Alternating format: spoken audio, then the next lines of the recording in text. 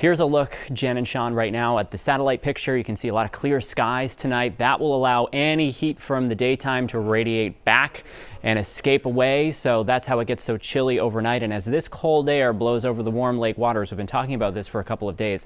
It's called the lake effect snow machine for a reason. As long as the wind is blowing over that warm water, you just keep cranking the snow. And it's really interesting because you can see the direction of the wind based on where the snow bands are. And as the wind direction changes, they oscillate. So 1 minute, no snow. The next minute you could get a quick foot of snow. It's that quick, honestly. It's inches of snow per hour. We don't have to worry about that. It's just kind of a point of interest as we look in that direction and deal with all this cold air that's pouring into the eastern third of the U.S. Here's the core of the cold up to the north, well below zero in Canada. It's kind of early for this type cold to be making it down into the eastern half of the U.S., but it's just a straight shot to us, and the pattern won't change really for the first third of this month at least. So overnight, mostly clear, a light wind. That's your recipe to drop down into the teens north and west, even into the low and mid 20s around greater Boston when you wake up tomorrow morning. Upper 30s to around 40 degrees is our recovery tomorrow afternoon. So afternoon temperature is actually very consistent last couple days and for the next few days.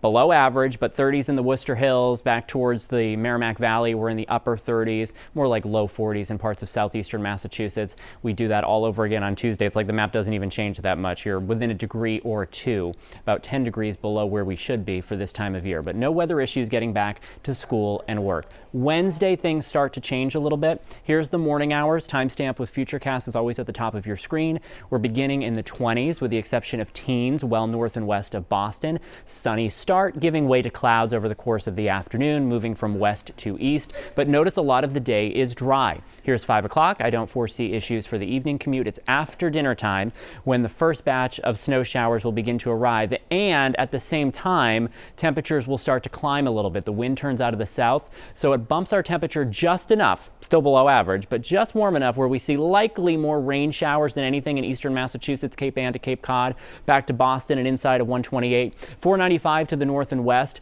You've got a little bit more chilly air to work with here, so likely some snow showers Thursday morning or some mix. Morning commute early in the season, even though it's light, we're going to watch this carefully for some potential disruption, and the light rain and snow showers will continue off and on over the course of the day as this disturbance gradually lifts out. Behind it, look what happens to the temperatures on Friday.